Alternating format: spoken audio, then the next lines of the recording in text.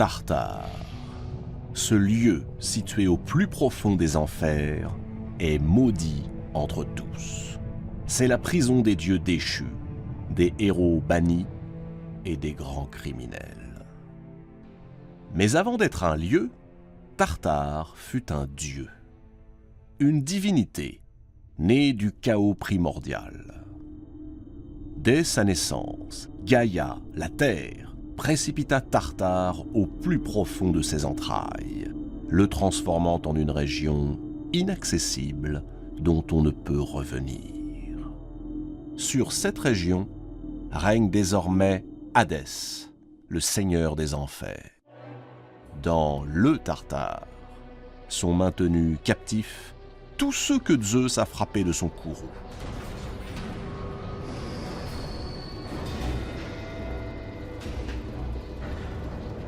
Autour d'eux se dresse une triple muraille d'airain. Aucune sortie possible, aucune raison d'espérer. Le Tartare est si profond que si l'on y jetait une enclume, elle mettrait 9 jours pour atteindre le fond.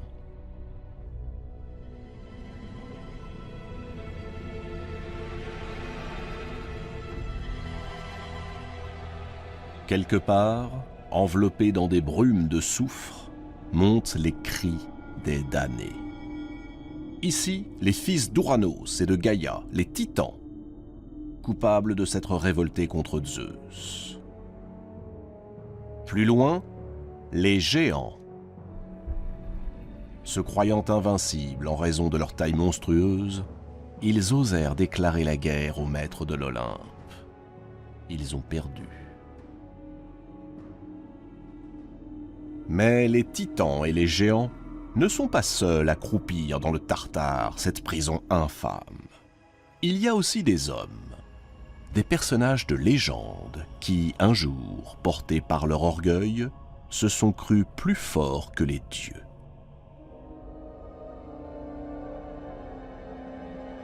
Le plus célèbre d'entre eux s'appelle Sisyphe.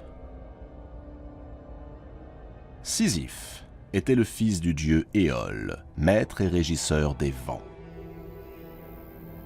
Il est marié à l'une des 7 Pléiades, Mérope.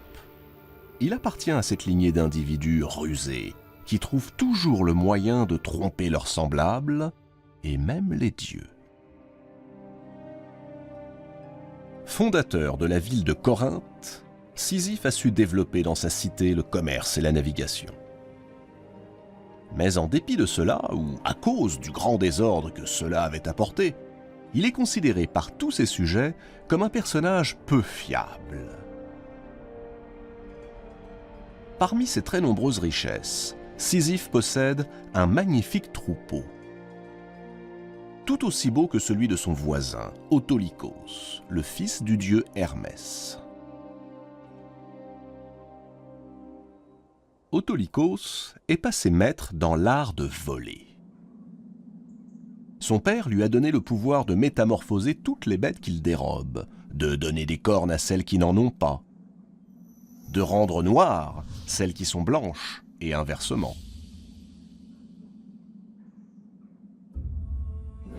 Au fil des jours, Sisyphe finit par constater un phénomène étrange. Son troupeau diminue à vue d'œil, alors que celui d'Autolycos ne cesse d'augmenter.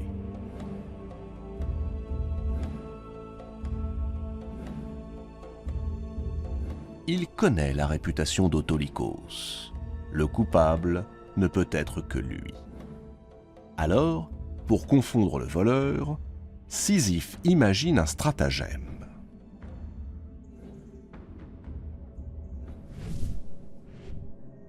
Une nuit, Autolycos emporte 10 bêtes de plus et repart.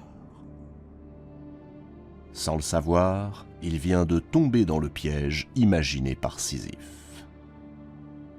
Dès l'aube, Sisyphe se présente devant Autolycos et il l'accuse de vol. Autolycos proteste. Sisyphe ordonne alors à ceux qui l'accompagnent d'inspecter le troupeau. Ils identifient aussitôt les bêtes dérobées, car il a fait graver sous chacun de leurs sabots cette inscription volée par Autolycos. Or ce jour est la veille du mariage de la fille d'Autolycos, Anticlée. Elle doit épouser le roi d'Ithaque, Laërte. Sisyphe se dit qu'il tient là sa vengeance.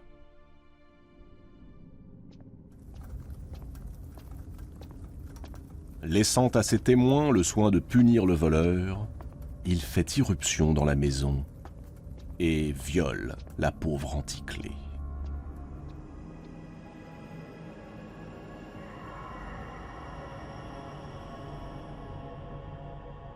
Quelque temps plus tard, un enfant vient au monde, et on lui donne le nom d'Ulysse. Est-il le fils de Laërte ou de Sisyphe ? Toujours est-il qu'Ulysse se montrera plus tard aussi rusé que Sisyphe lorsqu'il devra déjouer les 1000 obstacles qui jalonneront son odyssée.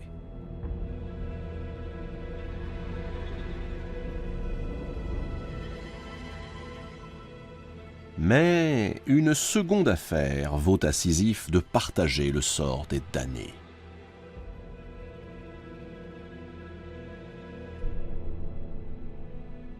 Zeus est un grand séducteur. Déesses ou mortelles, toutes les créatures féminines qui croisent sa route, consentantes ou pas, finissent par succomber à ses ardeurs. Le jour où il rencontre Égine, la jolie fille du dieu fleuve Asopos, une fois de plus, son cœur s'emballe.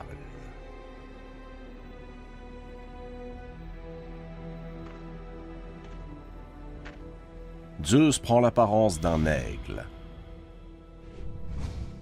enlève Égine et file se réfugier sur une île perdue de la mer Égée. Asopos part à la recherche de sa fille à travers toute la Grèce.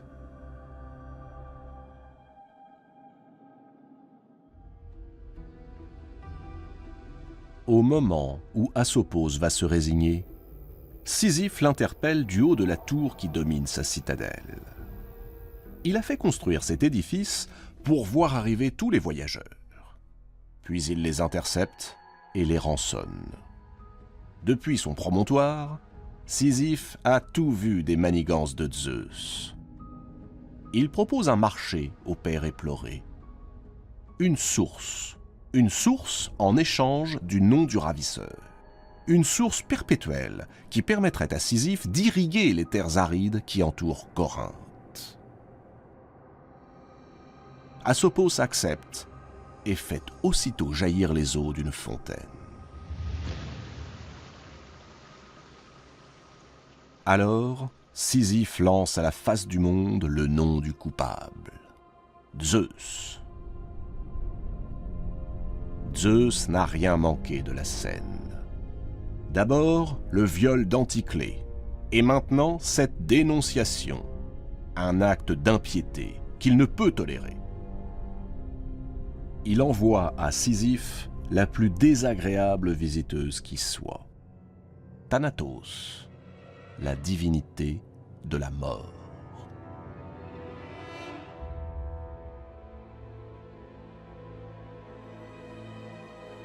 Mais Sisyphe le malin, Sisyphe le beau parleur, réussit à emberlificoter la mort en lui faisant valoir des arguments plus fallacieux les uns que les autres.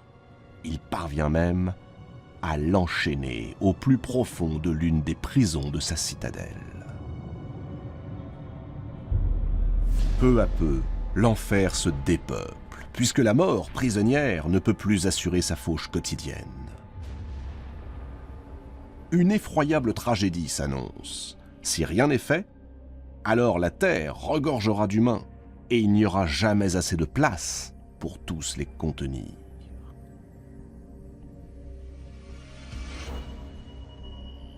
Il faut agir, et vite. Zeus est sans pitié. Il condamne Sisyphe à rejoindre les profondeurs du Tartare.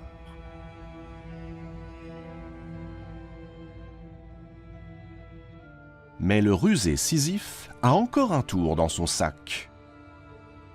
Avant d'obéir à Zeus et de descendre aux enfers, il recommande à sa femme Mérope de ne pas ensevelir son corps et de ne pas faire les offrandes rituelles.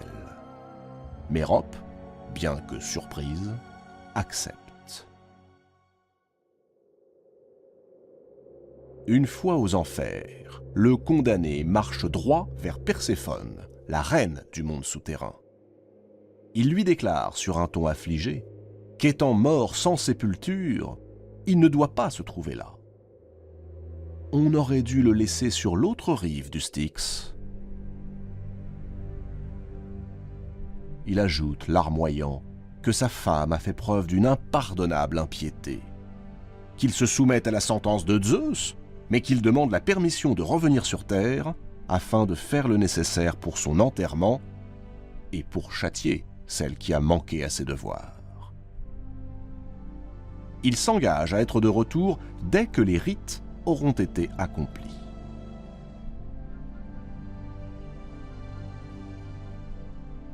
Perséphone donne son accord, à condition que Sisyphe promette d'être de retour sous 3 jours.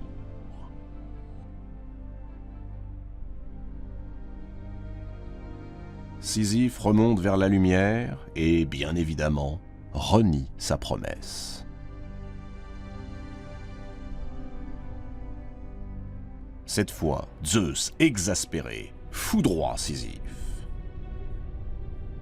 Sans autre forme de procès, il le renvoie au fin fond du Tartare. Et il invente pour lui un châtiment bien particulier. Il le condamne à faire rouler un énorme rocher jusqu'au sommet d'une colline. La tâche semble facile, mais tout est à recommencer.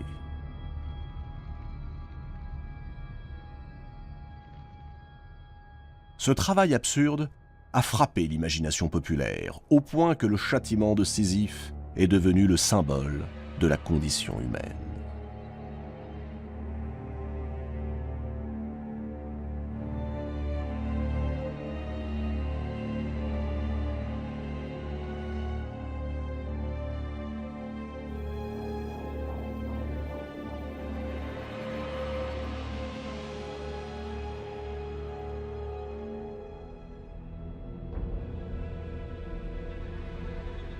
Dans le Tartare, appuyé sur son rocher, Sisyphe se console peut-être de savoir qu'il n'est pas seul.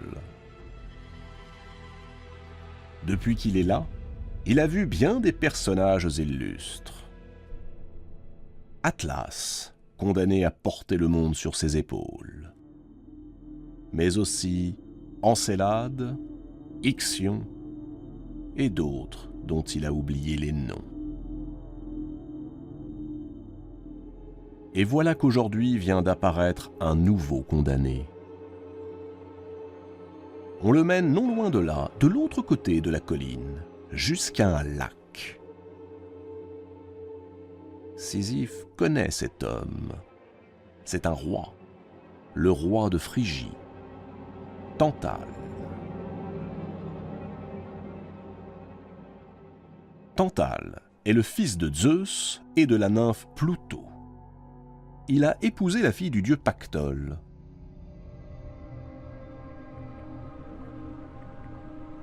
Pactole est un dieu fleuve, un fleuve rempli de pièces d'or depuis qu'un jour le roi Midas s'y est baigné. Tantale avait tout pour devenir un héros valeureux. L'intelligence, le courage et surtout la protection de son père, Zeus. Privilège rare, il était admis à participer au banquet de l'Olympe. Zeus le nomma roi de Phrygie, et le vertige du pouvoir s'empara de lui. Tantale commença par trahir l'hospitalité des dieux. Un jour, alors qu'ils venaient de manger et de boire à leur table, profitant d'un moment d'inattention, il osa dérober ce qui ne peut appartenir qu'aux dieux, le nectar et l'ambroisie, la boisson et la nourriture des immortels. Une fois sur terre, il les distribua aux mortels. Comme si cet acte n'était pas suffisamment sacrilège, il fit pire encore. Il convia les 12 dieux de l'Olympe à un grand banquet en son palais.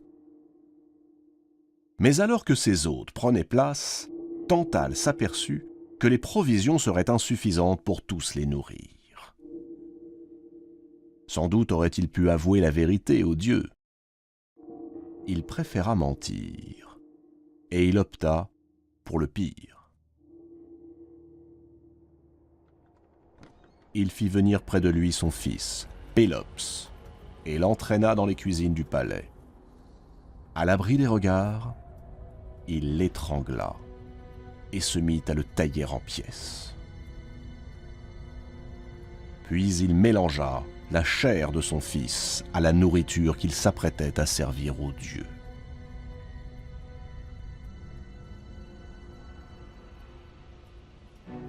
À peine ces derniers eurent-ils goûté au plat qu'ils furent saisis de dégoût et se détournèrent avec horreur. Tous venaient de reconnaître la présence de la chair humaine. Tous, sauf la déesse Déméter. L'esprit préoccupé par la récente disparition de sa fille Perséphone, elle mangea machinalement un morceau de l'épaule de Pélops.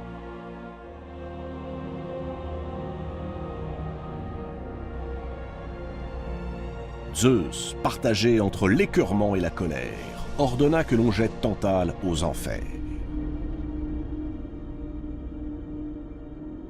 Mais même cela lui parut insuffisant, car le lendemain, il décida que le meurtrier blasphémateur serait emmené sur la rive d'un lac au plus profond du Tartare.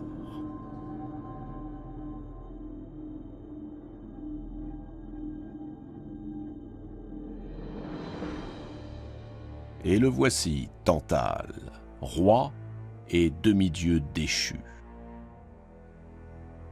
Condamné à ne pouvoir ni manger ni boire pour l'éternité.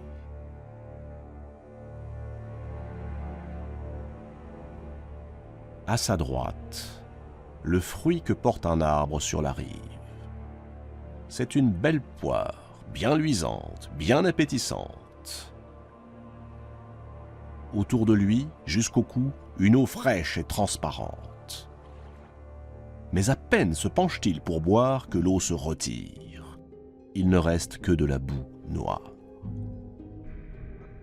Et s'il tente de saisir la poire, un coup de vent soudain entraîne le fruit hors de sa portée. Depuis l'Olympe, Zeus observe son fils. Ce fils indigne d'être un dieu, indigne d'être un roi, indigne même d'être un homme. Pour dissuader quiconque de commettre pareil outrage, le supplice de Tantale, toujours affamé et toujours assoiffé, servira d'exemple.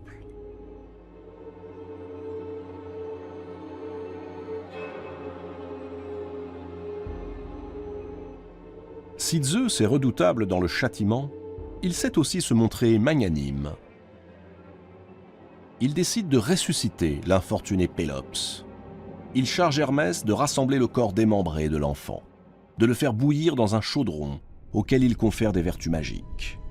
Ainsi, chaque parcelle du corps déchiqueté de Pélops reprendra vie.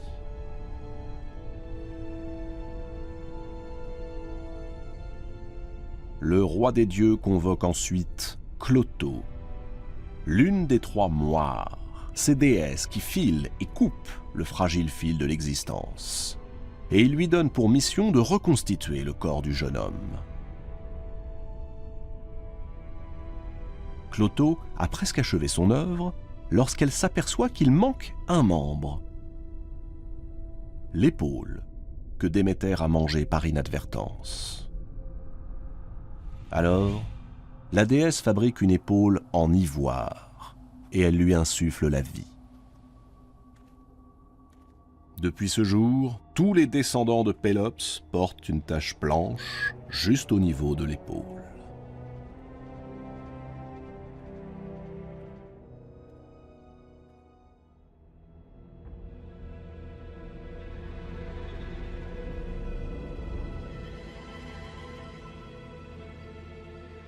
À quelques pas de là, un autre criminel purge sa peine. Il s'appelle Ixion. Pour Ixion, tout commença le jour où il voulut épouser la fille du roi de Thessalie, Éionée.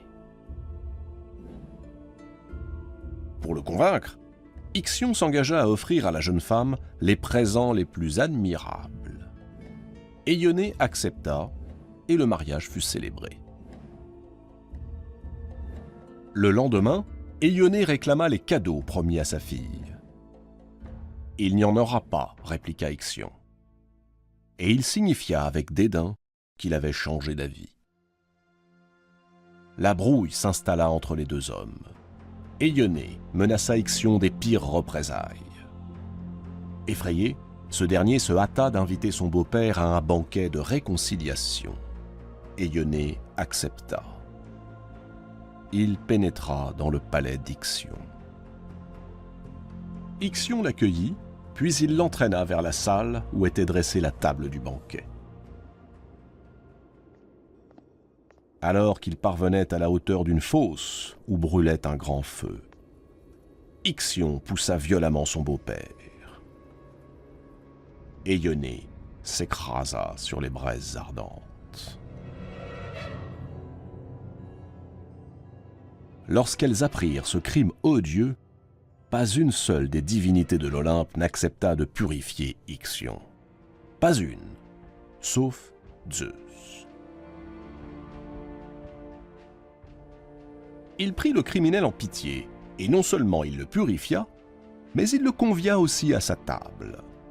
On aurait pu imaginer que Ixion témoignerait à Zeus sa reconnaissance pour ce noble geste.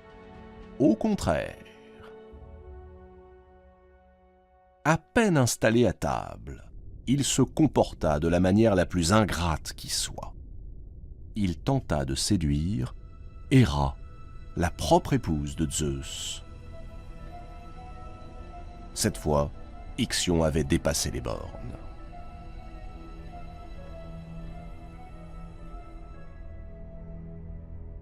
Zeus façonne un nuage qui possède la forme même d'Héra, et il le jette dans les bras d'Ixion.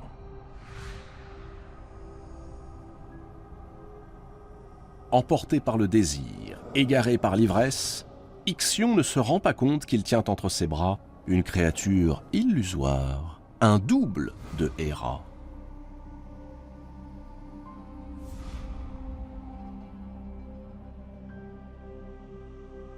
Il la couvre de caresses, de baisers, puis il la prend sans ménagement.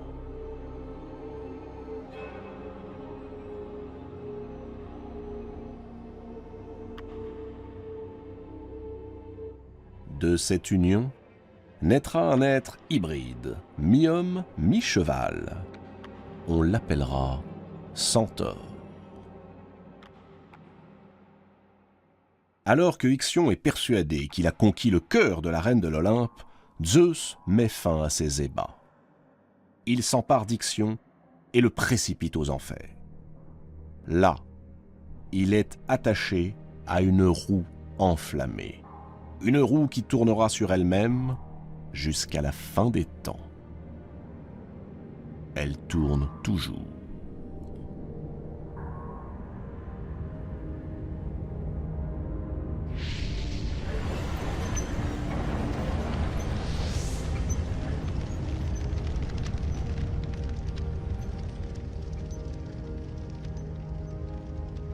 Les damnés du Tartare, qu'il s'agisse de Sisyphe, d'Ixion ou de Tantale, ne croyaient pas que les dieux oseraient les punir.